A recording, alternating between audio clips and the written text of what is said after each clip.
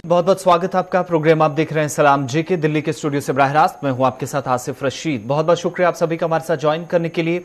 TV के अलावा आप हमें वेबसाइट पर भी हमारे साथ आप जुड़ सकते हैं, जहां पर न सिर्फ आप प्रोग्राम देख पाएंगे बल्कि बराह रास्त नशियात के साथ आप खबरें वहां पर लिखी हुई भी आपको मिलेगी पूरी डिटेल्स के साथ। और इसके साथ साथ समाजी राब्ता साइट्स पर भी आप हमारे साथ रहेंगे। फेसबुक, ट्विटर, इंस्टाग्राम पर भी लगातार गुलिस्तान न्यूज के ऑफिशियल पेजेस अपडेट हो रहे हैं, जहां पर दिन और रात यानी 24 घंटे दुनिया भर की खबरों के साथ साथ मुल्क भर के अंदर जो ताजा तरीन सूरत हाल है और जम्मू कश्मीर की बड़ी और अहम खबरें, सरकार के फैसले, अवाम के तासुरात और तमाम दीगर मामलात लगातार यहां पर हम दिखाते रहते हैं। इसके अलावा www.gulistannews.in पर भी आप जाएंगे, यहां पर भी आपको न सिर्फ प्रोग्राम देखने को मिलेगा, लाइव टीवी आप देख सकेंगे, बल्कि उसके साथ साथ आपको बाकी तमाम खबरों की डिटेल्स भी लिखी हुई मिलेंगी।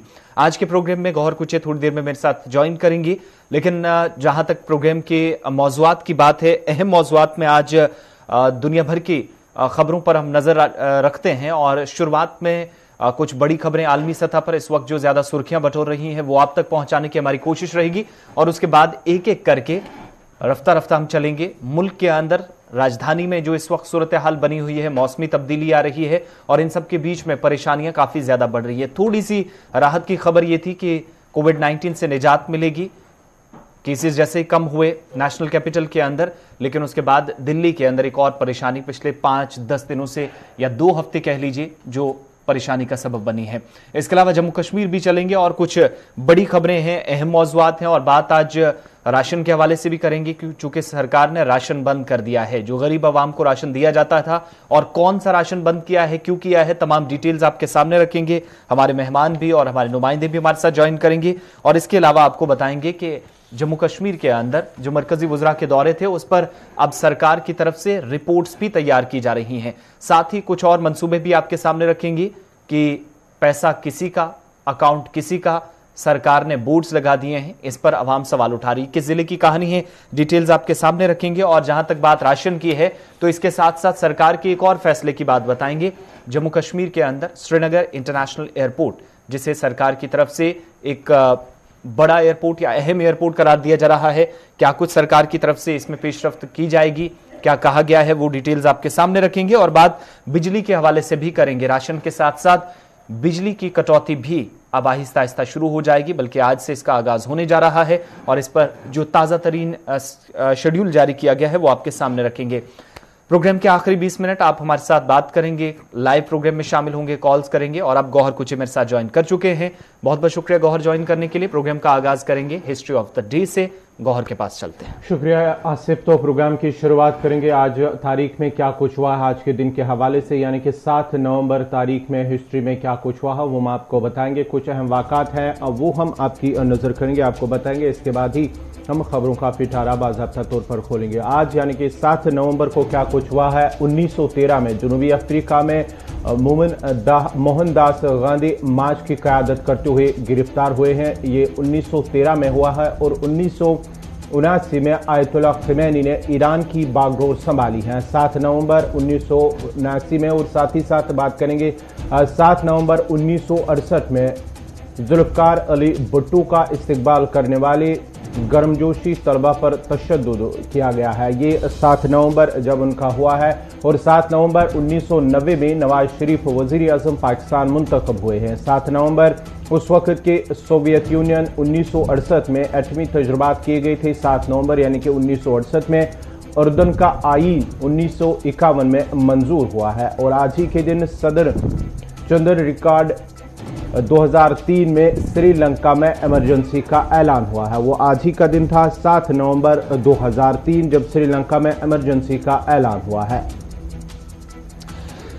तो ये तारीख में आज के दिन के हवाले से बात। अब बाज़ाब्ता तौर पर खबरों का पिटारा खोलेंगे और खबरों की शुरुआत करेंगे। और शुरुआत करेंगे आसिफ रशीद। बिल्कुल, सबसे पहले बात अफ्रीकी मुल्क सीरिया की करते हैं। साइरा के अंदर जहां पर ऑयल टैंकर में धमाका हुआ, कल से हम खबर बता रहे हैं, लेकिन मरने वालों की तादाद बढ़ती जा रही है और एक लंबी फहरिस्त हमारे सामने है। और CR-11 के दारुल हुकूमत में फ्री टाउन के अंदर हुए धमाके में अब मरने वालों की तादाद 100 के पार जा पहुंची है। जी हाँ, ये गुज़िश्ता रोज़ धमाका हुआ। धमाका उस वक्त हुआ है जब वहां पर ऑयल टैंकर जो है उसमें आग लगी है। नीचे जो है तेल गिरा है, उसके बाद ही वहां पर लोग जमा हुए हैं तेल चुराने की गर्ज से। लेकिन उसी वक्त ऑयल टैंकर में एक जोरदार धमाका हुआ और धमाके के बाद ही वहां आग भड़क उठी और उस आग में तकरीबन 100 के करीब अफराद वहां पर जाम बाग हुए। उसके साथ ही 100 से ज्यादा अफराद जख्मी हुए जिन्हें अस्पताल ले जाया गया। 4 घंटों तक काफी मशक्कत के बाद आग पर काबू पा लिया गया और उसके बाद ही वहां पर आग काबू पाने के बाद ही जो जख्मी हुए लोग हैं उन्हें अस्पताल मुंतकिल किया गया, जहां पर कई जख्मी जो है उनकी हालत नाजुक बताई जाती है। उनमें से भी कई जख्मियों की हालत जो है नाजुक करार दी गई और माना जाता है कि शायद मरने वालों की तादाद में इजाफा हो सकता है। ये आग भड़क उठी है जब ऑयल टैंकर जोरदार धमाके की आवाज के साथ फट गया। वहां पर लोग जमा हुए थे वो तेल चुराने की गर्ज से, लेकिन जो ही धमाका हुआ तो आग पूरे वहां पर इलाके में भड़क उठी है। 100 से ज्यादा लोगों की जान चली गई है और इसमें मजीद अमवात का खदशा जाहिर किया जा रहा और हुकूमत की तरफ से हालांकि मुआवजे का भी ऐलान मुतासरीन के लिए कर दिया गया है, लेकिन ये तादाद बढ़ सकती है चूंकि ऑयल टैंकर में धमाका हुआ, तेल सड़क पर गिरा और उस तेल को जमा करने के लिए, उसकी चोरी करने के लिए बड़ी तादाद में लोग दौड़े। इस दौरान धमाकों के बाद जब तेल सड़क पर पड़ा तो उसमें आग भड़क उठी। 4 घंटों में आग पर काबू जरूर पाया गया, लेकिन 100 के करीब अफराद इस आग में झुलस गए। बढ़ते हैं आगे, बात अब जरा इराक की भी करते हैं, चूंकि इराक के अंदर भी जहां पर पुरतनाव सूरत हाल बनी है और ये सूरत हाल कब बनी है जब अब वज़ीर आज़म को भी निशाना बनाने की कोशिश हुई है और इराकी वज़ीर आज़म की रिहाइशगाह पर ड्रोन हमले की इतलात मौसूल हो रही है। इराकी मीडिया रिपोर्ट्स के मुताबिक वज़ीर आज़म मुस्तफ़ा अली की रिहाइश पर ड्रोन से हमला किया गया, निशाना बनाया गया और टारगेट भी उन्हीं के मकान को किया गया था, उनकी रिहाइश को किया गया था, जो कि इराकी फौज का बयान भी सामने आया है। फौरी तौर पर किसी भी ग्रुप की तरफ से इराक के वज़ीर आज़म की रिहाइशगाह पर ड्रोन हमले की जिम्मेदारी कबूल नहीं की गई है, लेकिन कहा जा रहा है कि बगदाद के अंदर इस तरह की सूरत हाल जहां पर कादहिमी के रेजिडेंट्स को, उनकी रिहाइश को निशाना बनाना एक बार फिर वो सूरत हाल पैदा करने की कोशिश हुई है जो जून जुलाई में साल 2020 में हुई थी, जब यहां पर ईरान पर भी कई तरह के इल्जामात लगे थे और पुरतशद्दुद मुजाहिरे भी बीच में हुए। उसके बाद अमेरिकन फोर्सेस को भी टारगेट किया गया था, लेकिन अब जाकर इराकी वज़ीर आज़म की रिहाइशगाह पर भी ड्रोन हमले की इतलात मौसूल हो रही है, लेकिन किसी तरह का कोई जानी या माली नुकसान नहीं हुआ है।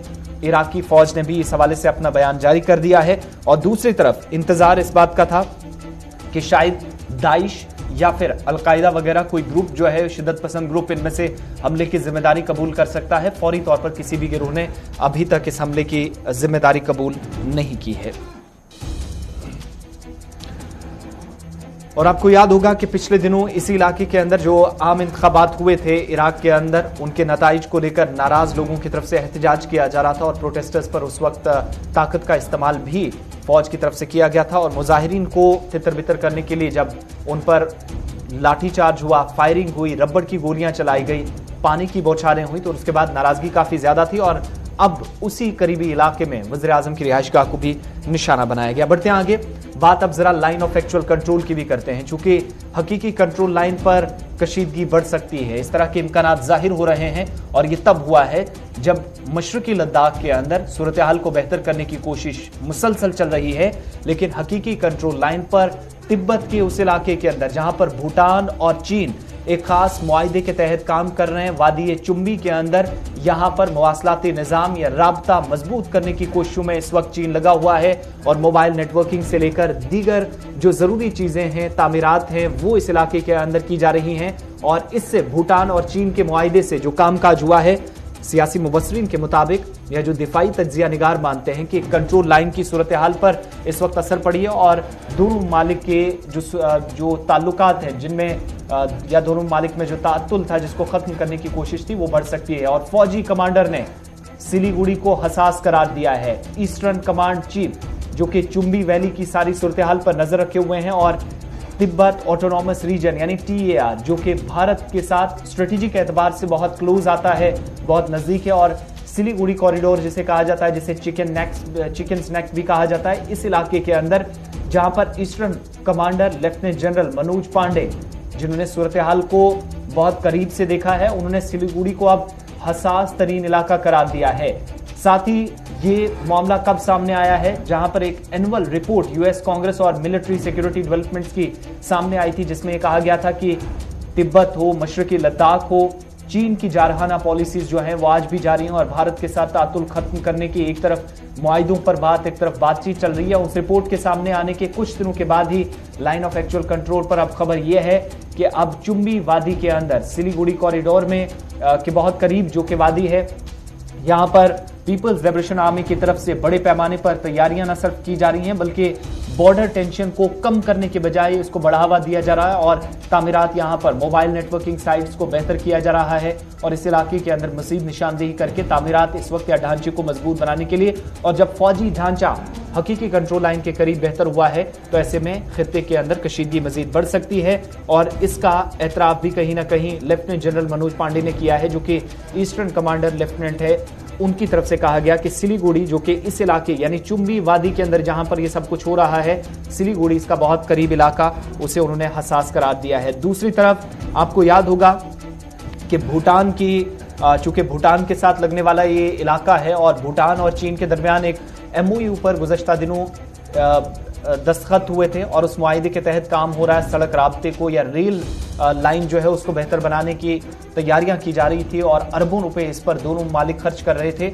उससे सिलीगुड़ी अब सेंसिटिव प्लेस बन गई है, ये फौजी कमांडर ने भी साफ कर दिया है। लेकिन ये सारी सूरत हाल जब है, बात जरा आपकी अमेरिका को भी बताते हैं, क्योंकि अमेरिका की तरफ से भी एक रिपोर्ट गुज़श्ता दिनों शाया की गई थी जिसमें यह बताया गया था कि भारत और चीन के दरमियान जो कशीदगी है इसके लिए जिम्मेदार पेंटागन की उस रिपोर्ट में चीन को करार दिया गया था। लेकिन यूएस की तरफ से जो रिपोर्ट सामने आई थी उस पर सख्त रद्द-ए-अमल चीनी सफारत खाने का जो बयान सामने आया है उसमें किया गया है श्रीलंका के शहर कोलंबो से। जी हां, अमेरिका की रिपोर्ट के बाद ही चीन की तरफ से एक बयान जो है वो सामने आया है। कोलंबो के अंदर जो चीनी सफारतकार हैं उसकी जानिब से बयान आया है। उनका मानना है कि अमेरिका पर अपने फौजी अड्डों की तौसीक़ का इल्जाम लगाया उन्होंने, और साथ ही साथ ये भी कहा है कि जो अमेरिका बैरून मुल्क तकरीबन 750 फौजी अड्डों पर बरकरार रखे हुए हैं। ये चीनी सफारतकार की जानिब से बयान सामने आया। ये बयान उस वक्त सामने आया जब अमेरिका के एक पेंटागन की एक रिपोर्ट में कहा गया है कि जो भारत और चीन के दरमियान कशीदगी है उसमें चीन उस पर इल्ज़ाम आयद करते हुए कहा गया है कि चीन की जानिब से जो कशीदगी पाई जा रही है एशिया के अंदर वो इसका जिम्मेदार है। और साथ ही साथ ये भी कहा गया है कि चीन एशिया के अंदर जो ममालिक हैं उन पर कहीं ना कहीं जो है हैवी होना चाहता है। इस सिलसिले में वो रिपोर्ट में बयान आया था। उसके बाद ही अब जो है चीनी सफारतकार की जानिब से कोलंबो के अंदर अब पेंटागन पर इल्ज़ाम लगाया, अमेरिका पर इल्ज़ाम आयद करते हुए कहा गया है कि ये अमेरिका अपने फौजी अड्डों की तौसीक़ का भी इल्ज़ाम आयद करते हुए कहा गया है कि अमेरिका बैरून मुल्क तकरीबन 750 फौजी अड्डे बरकरार रखे हुए हैं। खुद के 750 से ज्यादा फौजी अड्डे मुख्तलिफ ममालिक में हैं, जिसमें अफगानिस्तान का भी जिक्र किया है। अमेरिकी सफारतखाने के जो तर्जुमान हैं, जो सफ़ीर हैं वहां पर, उनकी तरफ से कहा गया कि फौजी पेशरफ पर पेंटागन की रिपोर्ट ऐसे में क्यों सामने आ रही है जब अमेरिका बैरून मुल्क तकरीबन 750 फौजी अड्डे बरकरार रखे हुए हैं, जिनमें अफगानिस्तान का जिक्र किया गया, दीगर कई ममालिक के अंदर जहां पर आज भी यह हवाई अड्डे ऑपरेशनल है। कोलंबो के अंदर चीनी सफारतखाने का इस पर सख्त रद्द-ए-अमल पेंटागन की रिपोर्ट थी। अब जरा मुल्क के अंदर जो सूरत हाल है उस पर बात करते हैं और एक बड़ी खबर आपको थोड़ी देर में बताएंगे, चूंकि दिल्ली के अंदर एक अहम मीटिंग आज बीजेपी की होने जा रही है। लेकिन उससे पहले आपको नई दिल्ली के अंदर इस वक्त सूरत हाल क्या है गौहर आपको बताएंगे, चूंकि फिजाई आलूदगी सबसे बड़ी परेशानी इस वक्त दारुल हुकूमत नई दिल्ली के अंदर बन रही है। जी हाँ, दिल्ली के अंदर जो फिजाई आलूदगी लगातार जब दिवाली के बाद ही हुई है, जब दिवाली के अंदर दिवाली के मौके पर जब पटाखे फोड़े गए तो उसके बाद ही दिल्ली में एयर पोल्यूशन काफ़ी हद तक उसमें इजाफा हो और ख़तरनाक ज़ुमरे में इस वक्त दिल्ली के अंदर फिजाई आलूदगी बरकरार है। दिल्ली की हवा में जहर, ये डॉक्टर्स की जानिब से अलर्ट भी जारी किया गया। दिल्ली एनसीआर में बढ़ेगी कोरोना मामलात के माहिरीन इस हवाले से भी कहा जा रहा है कि बच्चों की दिमागी तरक्की पर भी यह असरअंदाज हो सकता है और साथ ही साथ जो क्वालिटी है एयर क्वालिटी वो संगीन बताई जा रही है, क्योंकि गुज़श्ता कई दिनों से तकरीबन 3 या 4 दिनों से जब से दिवाली ख़त्म हुए, दिवाली के बाद ही ये सभी सूरत हाल देखने को मिल रहे हैं जहाँ पर फिजाई आलूदगी लगातार खतरे के जुमरे में आ रही है। इस बीच जहां पर ये सारी सूरत हाल बन रही है तो डॉक्टर्स भी इस वक्त तशवीश में मुब्तला हैं, जिन्होंने बच्चों के दिमागी तरक्की पर असर होने का भी खुलासा किया है। डॉक्टर्स ये मानते हैं कि एक तरफ कोविड से थोड़ी सी निजात जरूर मिली थी, लेकिन जब मौसम तब्दील हुआ है या जो पिछले दिनों जो कुछ भी किया गया है, इन सब के बीच में फिजाई आलूदगी, जो हवा के अंदर जहर घुला है, उससे कोविड के मामलात में इजाफा अचानक से हो सकता है। और जो पैरामीटर्स नीचे लाने के लिए इस वक्त किए जा रहे थे, जो इकदाम उठाए जा रहे थे, वो शायद आज के दिन में नुकसान भी पहुंचा सकते हैं। इसलिए चूंकि सिर्फ 3-4 दिनों की बात नहीं है, बल्कि 2 से 2.5 हफ्ते आज बीत चुके हैं जब नई दिल्ली के अंदर, जो दिल्ली एनसीआर में एक तरफ जहां पर किसानों की तरफ से पराली जलाने का काम भी किया जा रहा है, हालांकि उस पर मकामी सतह पर इंतजाम तो किए गए हैं दिल्ली सरकार की तरफ से, हरियाणा सरकार की तरफ से, लेकिन दूसरी तरफ इन सब के बीच में फिजाई आलूदगी एक बड़ी परेशानी। एयर क्वालिटी इंडेक्स आज भी 450 के आसपास पहुंच गया है, जिसका मतलब ये साफ है कि आज भी हवा के अंदर बहुत ज्यादा जहर घुला है और सुबह सुबह धुंध और घने कोहरे जैसे सूरत हाल है, या एक मोटी चादर आज भी आसमान में नजर आ रही है, जिन सब के बीच में गाड़ियां तो दूर, पैदल चलना भी मुश्किल हो रहा है, इंतहाई दुश्वार हो गया है और नकलो हरकत मुतासिर हुई है। सड़क हादसा भी पंजाब, नई दिल्ली और हरियाणा में बहुत ज्यादा, जहां पर गाड़ियां आपस में टकरा रही हैं, स्लिपरी कंडीशंस हैं, इन सब के बीच में दिल्ली के अंदर सांस लेना भी अब काफी ज्यादा महंगा पड़ रहा है। इन सब के बीच में डॉक्टर्स ने साफ कर दिया है कि बच्चों को बचाना इंतहाई जरूरी है, क्योंकि कोविड के मामलात बहुत नीचे आ गए थे, ग्राफ काफी डाउन हुआ था, 250 के पास केसेस तो योमिया पहुंच गए थे, लेकिन ये परेशानी मजीद बढ़ सकती है अगर सूरत हाल अगले 3 हफ्ते इसी तरह की रहती है। इन सब के बीच में फिलहाल आज का जो इस वक्त एयर क्वालिटी इंडेक्स है वो भी 450 से थोड़ा सा नीचे है, लेकिन खतरनाक अब भी बना है, खतरे की घंटी बरकरार है। बढ़ते हैं आगे, बात अब जरा भारतीय जनता पार्टी के हवाले से, चूंकि आज एक अहम मीटिंग होने जा रही है। कल के प्रोग्राम में आपको बताया था कि तैयारियां आज के लिए होने जा रही थी, लेकिन सबसे बड़ी मीटिंग साल 2019 के इंतखाबात के बाद अब होने जा रही है और बीजेपी नेशनल एग्जीक्यूटिव की जो मीटिंग है आज सुबह बल्कि 10 बजे है। 5 रियासतों में असेंबली इंतखाबात पर पार्टी की खास नजर होगी, लेकिन जो हालिया नताइज हैं, जो बाई पोल्स हुए हैं, उनमें जो सारे रिजल्ट सामने आए हैं उस पर भी कहीं ना कहीं मंथन किया जाएगा। वज़ीर आज़म, वज़ीर दिफा, इसके साथ वज़ीर खजाना, यहां तक कि वज़ीर दाखिला भी इस मीटिंग का हिस्सा होंगे और जगत प्रकाश नड्डा यानी जेपी नड्डा, जो कि कौमी सदर है पार्टी के, उनकी क़यादत में मीटिंग होने जा रही है, जिसमें मुख्तलिफ मामलात ज़ेर गौर होंगे। और इस मीटिंग में सबसे बड़ी बात यह है कि पार्टी की तरफ से हालिया जो नताइज आए, जो बाई पोल्स में 29 जो सीटें थी, इसके अलावा लोकसभा की बहुत सारी सीटें थी जिन पर कुछ दिन पहले रिजल्ट सामने आए थे, पार्टी के फेवर में बिल्कुल भी नहीं थे, वोटिंग परसेंटेज बहुत कम थी, और उन तमाम चीजों पर मंथन किया जाएगा, कहां पर क्या कमी रही। लेकिन इसके साथ साथ ये भी बताएं कि जहां पर बीजेपी के हवाले से बात हो रही है, तो एग्जीक्यूटिव कमेटी के जो मेंबर्स हैं, जो जम्मू कश्मीर तक भी जिनकी नुमाइंदगी जिन्हें दी गई है, वो भी आज इस मीटिंग का हिस्सा होंगे। और आने वाले असेंबली इंतखाबात 5 रियासतों के अंदर पार्टी इंचार्ज या बाकी जो जिम्मेदारान हैं, उन सभी पर जिम्मेदारियां कैसे छोड़ी जाएंगी, ये बड़ी बात होगी। मगर उत्तर प्रदेश, पंजाब, गोवा, मणिपुर और उत्तराखंड के अंदर जहां पर 2022 में इंतखाबात हैं, उसके लिए कमर कस रही है बीजेपी। और जम्मू कश्मीर से भी, जहां पर जम्मू कश्मीर में जो मरकजी वजीर हैं डॉक्टर जितेंद्र सिंह, वो नेशनल एग्जीक्यूटिव मेंबर हैं, वो भी आज फिजिकली पार्टिसिपेट इस मीटिंग में करने जा रहे हैं नई दिल्ली के अंदर। और इसके अलावा डॉक्टर रक्षा अंद्राबी, जो कि स्पेशल इन्विटी हैं, फॉर्मर मिनिस्टर प्रिया सेठी, बीजेपी जम्मू कश्मीर यूनिट के सदर रविंदर रैना, उन्हें भी इस मीटिंग में बुलाया गया है। पार्टी जनरल सेक्रेटरी ऑर्गेनाइजेशन के अशोक कौल, इसके अलावा फॉर्मर डिप्टी चीफ मिनिस्टर जो दोनों नायब वज़ीर आला रहे हैं, डॉक्टर निर्मल सिंह और कुविंदर गुप्ता, वो भी पार्टिसिपेट करेंगे, लेकिन दोनों ऑनलाइन मोड के जरिए आज इस मीटिंग का हिस्सा होंगे।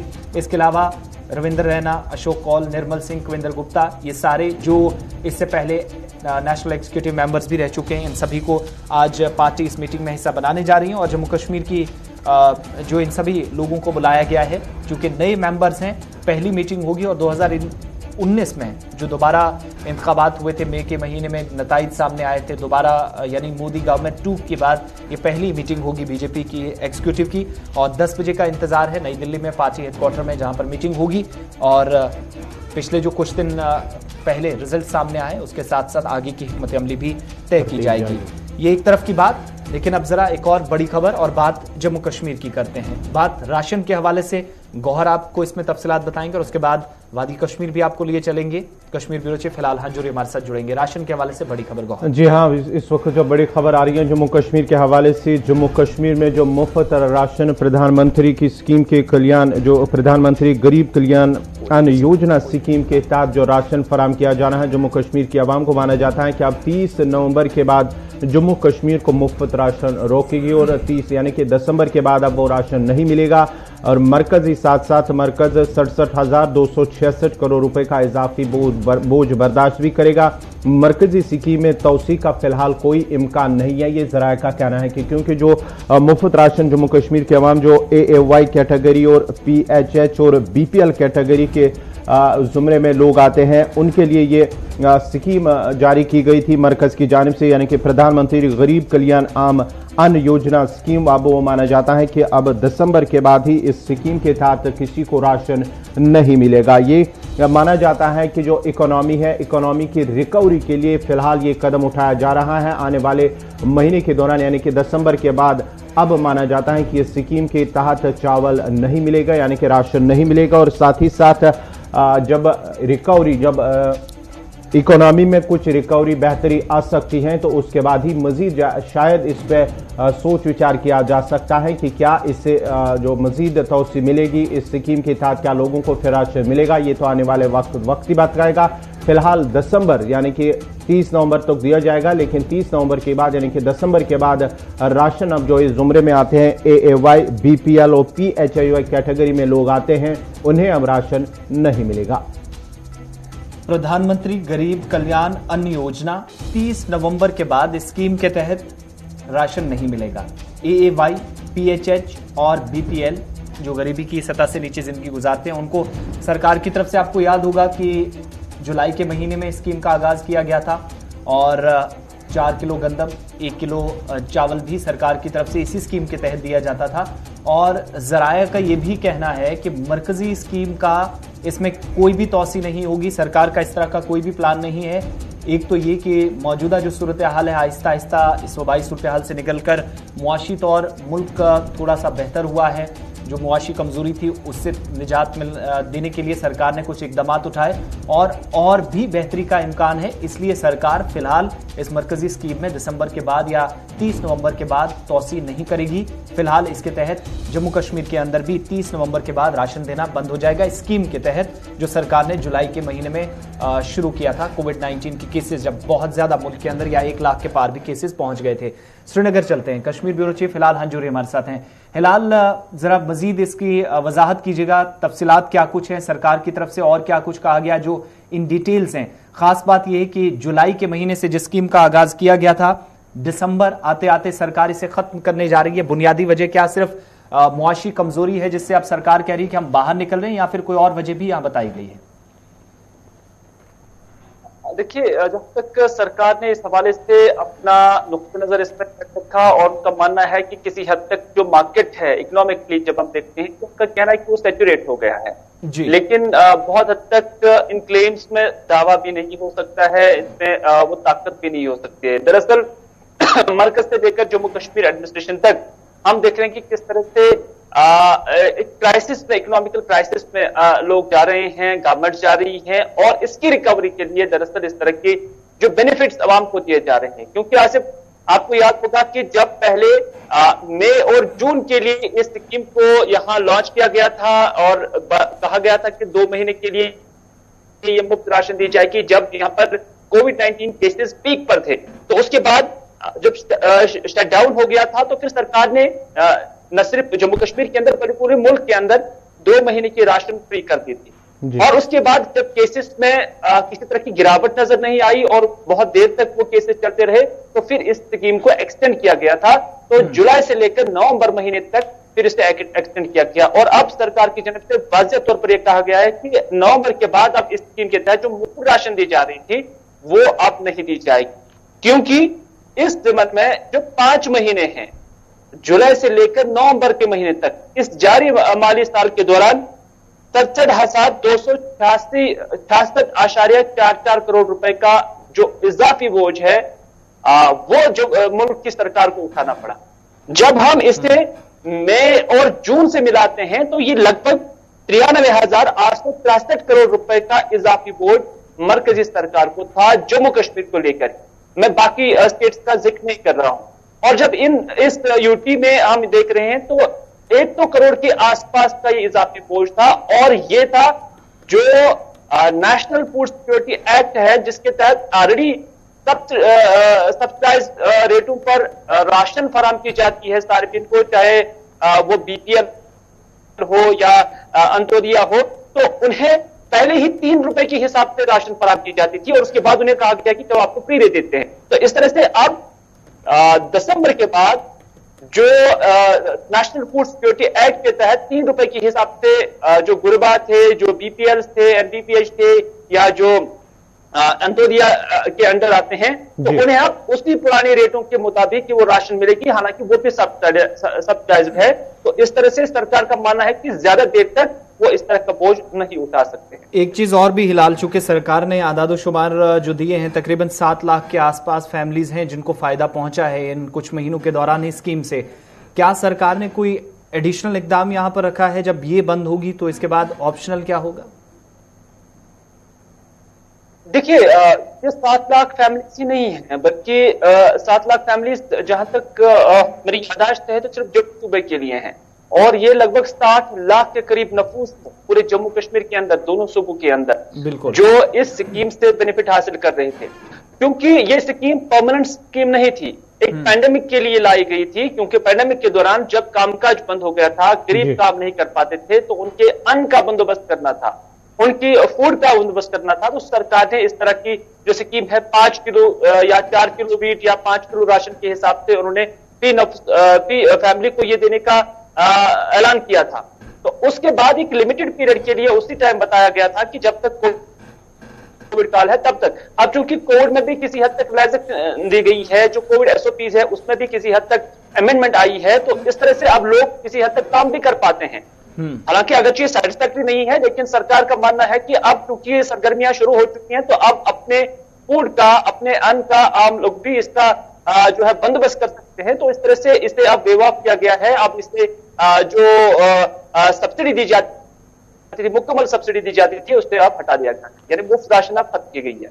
बहुत बहुत शुक्रिया हिलाल हंजूरी, कश्मीर ब्यूरो चीफ हमारे साथ थे और बात कर रहे थे उस स्कीम के हवाले से जिसका आगाज सरकार ने मार्च 2020 में किया था। कोविड-19 केसेस बहुत ज्यादा उस वक्त थे, और उसके बाद जुलाई के महीने में सरकार को ये थोड़ा सा एहसास हुआ कि अब जितने इकदाम किए गए हैं, ढांचा थोड़ा सा मजबूत किया है, तो शायद केसेस कम होंगे, लेकिन कम नहीं हुए, वो दुगने होते चले गए और आलमी सतह पर भारत नंबर 1 पे पहुंच गया जो योमिया केसेस की तादाद थी। उसके बाद सरकार ने स्कीम में तोसी का ऐलान किया नवंबर तक, और 30 नवंबर के बाद इसमें तोसी होगी या नहीं, इस पर सरकार ने आज साफ कर दिया है कि प्रधानमंत्री जो गरीब कल्याण अन्न योजना थी जिसके तहत राशन लोगों को दिया जाता था, वो बंद कर दिया जाएगा, कोई तोसी का इम्कान नहीं है। दूसरी बात कि मार्केट वैल्यू थोड़ी सी बेहतर हुई है, जो इक्तिसादी बदहाली थी उसको उससे बाहर निकलने में सरकार ने जितने इकदाम किए थे, थोड़ी सी मदद सरकार खुद मान रही है कि मिलती है, या जो जीडीपी है, इकोनॉमी है, वो थोड़ी सी बेहतर हुई है, आसान लफ्जों में कहें तो। इसके साथ ही ये इकदाम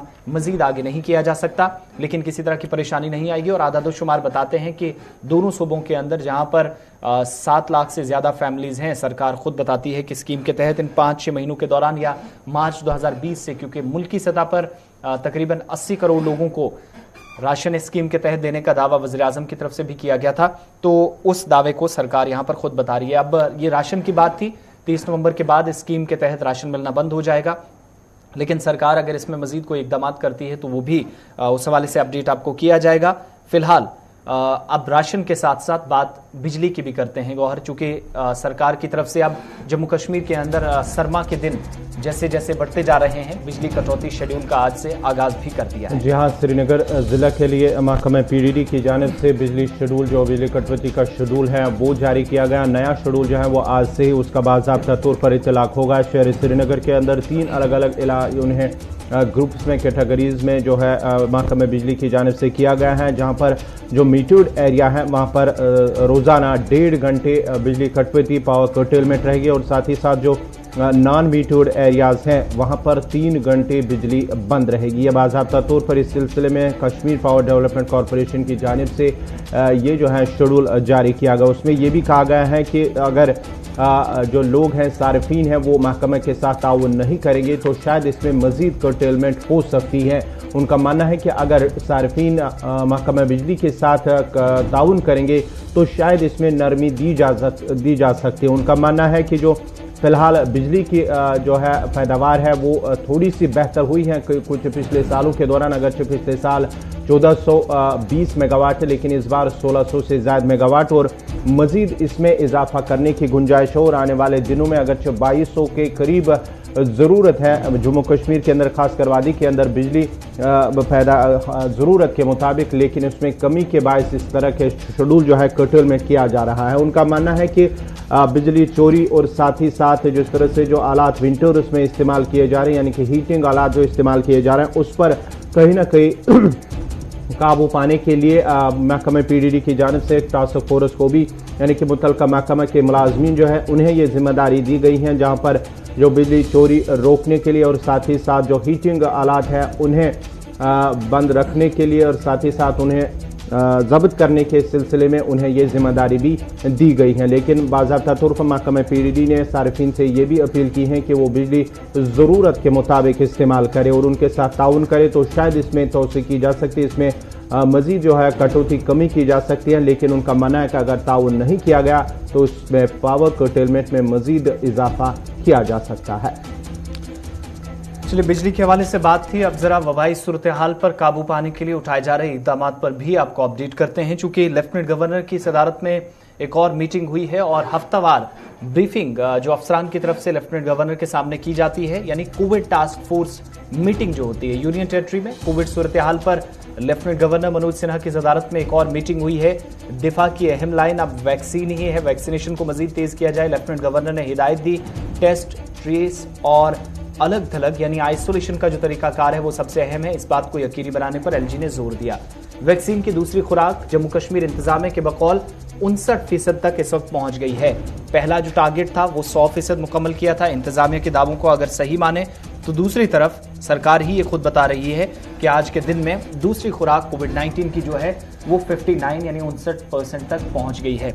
इसके अलावा इस मीटिंग में टेस्ट, ट्रेस और आइसोलेशन का जो मैकेनिज्म है, जो तरीकाकार है, इसको बेहतर करने पर और हर जिले के अंदर जहां पर केसेस ज्यादा है वहां पर सिचुएशन को टैकल करने के लिए सख्त इकदाम उठाने की जरूरत पर भी एलजी ने जोर दिया है। कोविड टास्क फोर्स मीटिंग में जहां पर इंतजामिया के सीनियर अफसरान होते हैं, जिला तरक्याती कमिश्नरों के साथ डायरेक्ट बात की जाती है ऑनलाइन मोड के जरिए और एसपीज भी कोविड टास्क फोर्स का हिस्सा है, उनके साथ भी लेफ्टिनेंट गवर्नर की बात हुई है। और पहले जो ज्यादा TTT फॉर्मूले पर काम हो रहा था यानी टेस्ट, ट्रैक और ट्रीटमेंट, अब ज्यादा फोकस वैक्सीनेशन पर है।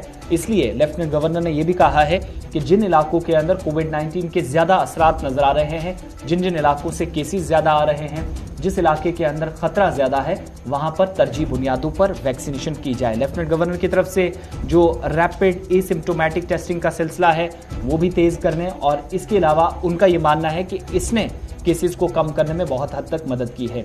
लेफ्टिनेंट गवर्नर के साथ डीसीज, एसपीज, हेल्थ डिपार्टमेंट के जो लोग थे, जो जिम्मेदारान थे महकमा सेहत के, उनकी भी खास बात हुई है और हर जिले की जो ताज़ा तरीन सूरत हाल है उस पर ब्रीफ किया गया है। इसके अलावा आपको बताएं कि सरकार की तरफ से जो गाइडलाइंस जारी की गई हैं, रहनुमा खुतूत जारी हुए हैं, उस पर जोर दिया गया है कि अस्पतालों के अंदर, शॉपिंग कॉम्प्लेक्सेस के अंदर या जो बाकी पब्लिक प्लेसेस हैं, अवामी मकामात हैं या ऐसे मकामात पर जहां पर भीड़ भाड़ काफ़ी ज़्यादा रहते हैं, मसरूफ तरीन इलाके हैं, वहां पर किसी तरह की SOPs की खिलाफ वर्जी नहीं होनी चाहिए। यह अलग बात है कि बहुत सारे एरियाज में इंतजामिया के अफसरान खुद गड़बड़ी करते हैं जिस पर अवाम के तासुरात कई बार नेगेटिव भी आते हैं और कल भी इस तरह का देखा। बहुत सारे एरियाज के अंदर लापरवाही भी इंतजामिया के अफसरान की तरफ से बरती जा रही थी और इसका नतीजा आमतौर पर देखेंगे तो SOPs का जिक्र गौहर आज के वक्त में कोविड टास्क फोर्स की मीटिंग में हो रहा है। लेकिन जब हम कहीं से भी जम्मू कश्मीर के किसी भी जिले के अंदर, किसी भी ब्लॉक के अंदर आप चले जाएं, पब्लिक ट्रांसपोर्ट में आप जाएंगे तो पब्लिक ट्रांसपोर्ट ही पहला वो जरिया बन रहा है जहां पर वायलेशन शायद खुलेआम गौर हो रही है। बिल्कुल हो रही है। एक तो जो गाड़ियों में हो रही है वायलेशन, साथ ही साथ मार्केट्स में आप देखें तो वहां पर भी ये वायलेशन हो रही है। खासकर गाड़ियों में अगर देखें कोई भी अगर वहां पर समाजी फासला नहीं होता, लेकिन वहाँ पर मास्क का पहनना ज़रूरी होता है। लेकिन हम देख रहे हैं जहाँ पर भी जो भी हम देख रहे हैं कि ज़िला वादी की बात करेंगे तो मुख्तलिफ मकामात मुख्तलिफ अज़ला के अंदर ना ही कोविड SOPs को फॉलो किया जा रहा है, ना ही मास्क का इस्तेमाल किया जा रहा है, जिसकी वजह से आने वाले दिनों में शायद ये कहा जा सकता है कि इसमें शायद मजीद इजाफा हो सकता है वादी के अंदर। बिल्कुल, इसमें परेशानी ये नहीं है कि पब्लिक ट्रांसपोर्ट इसके लिए जिम्मेदार है, बल्कि जो लापरवाहियां लोगों की तरफ से हो रही हैं उन सब के बीच में लोगों की सेफ्टी को इंश्योर करने के लिए जिन अफसरान को जिम्मेदारियां दी गई, लेफ्टिनेंट गवर्नर हफ्तावार जब ब्रीफिंग लेते हैं तो सख्त हिदायत दी जाती हैं, लेकिन हफ्ते के अगले 5-6 दिन क्या होता है शायद ये देखने की हिम्मत आज भी किसी में नहीं है। यही वजह है कि सबसे बड़ी परेशानी जो ग्राउंड पर होती है वो उस वक्त जब आज के वक्त में भी लोग सफर के दौरान लापरवाही बदकिस्मती ये देखी जा रही है कि लोगों के साथ तो मास्क होती है लेकिन वो पहनना भूल जाते हैं। ऐसा क्यों होता है ये भी एक देखने की बात है कि मास्क अगर साथ हैं तो वो पहनते क्यों नहीं, लापरवाही क्यों वो बरत रहे हैं। क्योंकि जिस तरह से इसमें इजाफा आए रोज पिछले कई दिनों से लगातार देखा जा रहा है और माना जाता है कि दिसंबर में शायद इसमें मजीद इजाफा हो सकता है, कोविड जो मामलात है उसमें इजाफा। इसलिए लोगों से अपील की जा रही है कि वो SOPs का खास ख्याल रखें, मास्क का इस्तेमाल करें, सैनिटाइजर का इस्तेमाल करें और साथ ही साथ समाजी दूरी का भी खास ख्याल रखें। बिल्कुल, कल तक जो हम खुद कह रहे थे कि जम्मू कश्मीर के अंदर खासतौर से जम्मू में पहले और अब श्रीनगर कोविड-19 की थर्ड वेव का कहीं ना कहीं मरकज ना बन जाए, इसका एतराफ अब जिला तरक्याती कमिश्नर ने भी कर दिया है। और शायद ऐसे भी खतरात बढ़ रहे हैं कि अगले 2 हफ्ते जो DC अहम करार दे रहे हैं और उसके बाद बहुत सारी एरियाज में लॉकडाउन जैसी दोबारा सूरत हाल बन जाए। इस सूरत हाल से बचने के लिए इकदाम तो उठाए जा रहे हैं, लेकिन अफसरान भी बहुत सारे एरियाज में लापरवाही बरत रहे हैं। दौरे जो हो रहे हैं वो शायद दौरों तक महदूद जरूर रहे, मगर उसके बाद क्या होता है उस पर नजर नहीं। इससे पहले हम ब्रेक पे जाएं, कोविड के ताज़ा तरीन केसेस की भी जरा तफसीलात गौर बता दीजिएगा। जी हाँ, जम्मू कश्मीर में कोविड मामलात की अगर हम बात करेंगे तो गुज़िश्ता 24 घंटों के दौरान तकरीबन 150 मामले जो हैं वो 151 मामले सामने आए। जम्मू कश्मीर में कोरोना वायरस की फिर जो है ऊंची छलांग देखने को मिल रही है। गुज़िश्ता 24 घंटों के दौरान 151 नए मस्बत मामले सामने आए हैं। 43 दिनों के बाद कोरोना वायरस से रोजाना मुतासर होने वालों की तादाद में इजाफा हुआ है। इससे पहले ये अक्टूबर सितंबर में हुए थे तकरीबन 170-160 के करीब मामले आए थे, लेकिन इस बार 24 घंटों के दौरान 151 मुतासरीन में से तकरीबन अगर की बात करेंगे तो 40,000 के से ज़्यादा टेस्ट किए गए हैं, जिनमें से 5 मुसाफिर समेत 151 अफराद की रिपोर्टें मज़बत आई। इससे कबल ये 23 सितंबर को जम्मू कश्मीर में कोरोना वायरस से 172 अफराद मुतासर हुए और तकरीबन 43 दिनों के बाद अब 151, यानी कि इससे आपको अंदाज़ा लगाना है कि किस तरह से गुज़श्ता कई दिनों से इसमें जो उछाल देखने को मिल रहा है। अगरचे किसी की मौत नहीं हुई है, लेकिन 151 मामले सामने आए हैं, जिसमें से श्रीनगर सबसे सर फहरिस्त है और तकरीबन 50 के करीब 60 के करीब मामला जो है शहर श्रीनगर डिस्ट्रिक्ट श्रीनगर के मामला सामने आए हैं। उसके साथ साथ ही अगर हम बात करेंगे तो महलकून की तादाद जो इसमें कोरोना वायरस से फौत अफराद की तादाद की बात करेंगे तो इसमें से तादाद 2177 हो गई है। और साथ ही साथ अगर हम जम्मू अजला की बात करेंगे तो जम्मू अजला में मुतासिर होने वालों में 16 अफराद सबसे ज़्यादा, जम्मू में 5, राजौरी में 1, डोडा में 3 और पूंछ में 3, जबकि रियासी में 4 अफराद मुतासिर हुए। यानी कि अगर मुतासरीन की बात करेंगे तो वैली में सबसे ज़्यादा मुतासरीन की तादाद नजर आ रही है और उसमें से वादी कश्मीर में सबसे ज़्यादा मुतासर होने वाला ज़िला जो है डिस्ट्रिक्ट जो है वो शहर श्रीनगर है। उसके बाद ही ज़िला बारामूला का नाम भी सामने आया है। इस बीच सोशल मीडिया पर इस वक्त हमारे एक साथी लतीफ़ साहब पूछ रहे हैं कि राशन कौन सा बंद होगा, फ्री राशन। या देखिए, पहले ही हम वजाहत कर चुके हैं कि प्रधानमंत्री की तरफ से यानी वज़ीर-ए-आज़म दफ्तर से जिस स्कीम के तहत ऐलान हुआ था, यानी प्रधानमंत्री गरीब कल्याण अन्न योजना, इसके तहत जिन लोगों को राशन मिलता था, AAY था, इसमें PHH था और BPL कैटेगरी यानी इन जुमरों में आने वाले लोग जो थे उन्हें राशन मिलता था। और आपको याद होगा कि 4 से 5 kg यानी 4 किलो गंदम और 1 किलो उसमें चावल भी दिया जाता था। ये फ्री स्कीम सिर्फ कोविड के दौरान शुरू की गई थी नेशनल फूड सिक्योरिटी एक्ट के तहत। और इन 3 जुमरों में आने वाले लोगों को अब 30 नवंबर तक, हालांकि पहले मार्च 2020 में स्कीम का आगाज हुआ था और उसके बाद जुलाई के महीने में दोबारा इसमें तौसीक कर दी गई थी। जो प्रधानमंत्री गरीब कल्याण अन्न योजना, दोबारा से बता रहा हूं, प्रधानमंत्री गरीब कल्याण अन्न योजना स्कीम जो थी, इसके तहत मिलने वाला 4 से 5 किलो जो मुफ्त राशन था वो अब 30 नवंबर के बाद नहीं मिलेगा। दिसंबर बल्कि आखिरी महीना होगा, यानी 30 नवंबर जो इसकी एक्सटेंडेड डेट थी, तौसी की गई थी सरकार ने जुलाई से नवंबर तक, वो डेट खत्म हो जाएगी और इसके बाद अब सरकार राशन तो जो पहले मिलता था वो अपने हिसाब से मिलेगा, लेकिन ये जो स्कीम के तहत खास किया गया था, मखसूस था, वो नहीं मिलेगा। ये सरकार की तरफ से साफ कर दिया गया है। वक्त छोटे से ब्रेक का है, आप हमारे साथ रहिएगा। खबरें और भी हैं लेकिन ब्रेक के उस पार।